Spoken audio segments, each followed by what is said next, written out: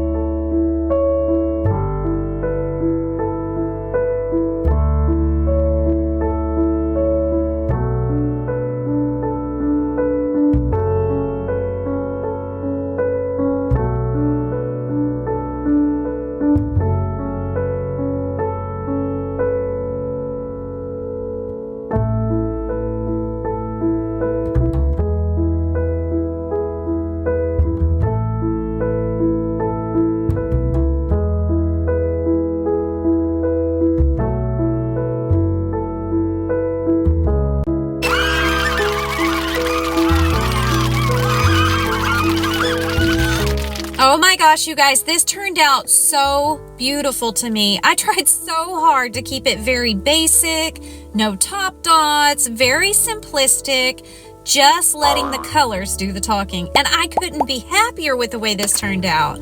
I hope this does all of my January people proud and that you love it. And I hope you guys make one too. If you do, I'd love to see them. Look up how to contact me down below. Send me pictures of your art. I love to share that.